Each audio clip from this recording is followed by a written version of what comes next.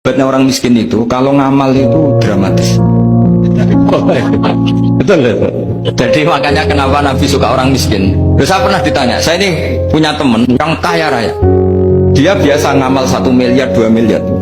Dia nggak terima sama fatwa saya. Gus, kenapa Anda pasti muji orang miskin? Ngamalnya tuh banyak saya. Saya sekali ngamal bisa 1 miliar, setengah miliar. Tapi kata saya, ngamal kamu itu udah dramatis, nggak seru kata saya. Dia tanya, kok bisa Gus? Dia orang kaya, paling ngamal 1 miliar untuk bangun masjid, 1 miliar, setengah miliar bangun pondok, setengah miliar.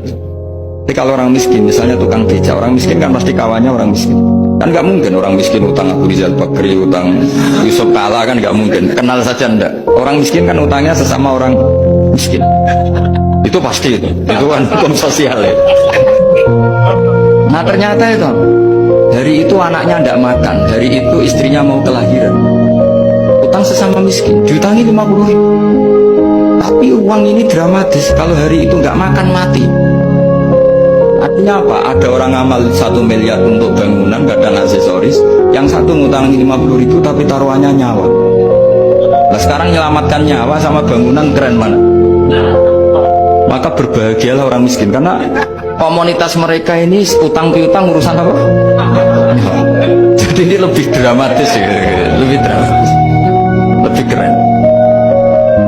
Makanya utang piutang orang miskin itu paling diabadikan Quran karena lebih keren, lebih keren. Kalau sering kan dengar cerita mereka orang itu nah, cerita yang diabadikan Quran itu wayu sirona ala anfusihim walau kana bihim khassas. Itu Nabi mengumumkan saya punya tamu tapi hari ini saya tidak bisa hormat tamu. Ada sahabat yang khusus, saya ya Rasulullah. Perlu dicatat dulu di Arab pun nggak ada warung, nggak ada GoFood, nggak bisa kamu pesen online terus. Oh nih nanti delivery gitu nggak bisa.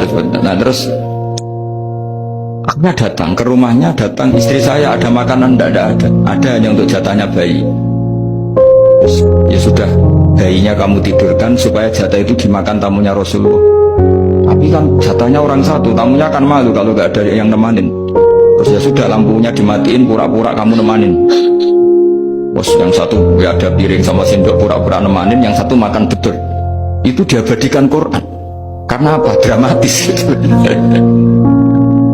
Sehingga pagi-pagi dia datang ke Nabi, kamu punya amal apa? Sehingga tadi malam ada ayat wa yusiruna ala anfusihim walau kana bihim khassas. Mereka mengalahkan kepentingan dirinya sendiri meskipun punya kepentingan sendiri demi tamu tadi.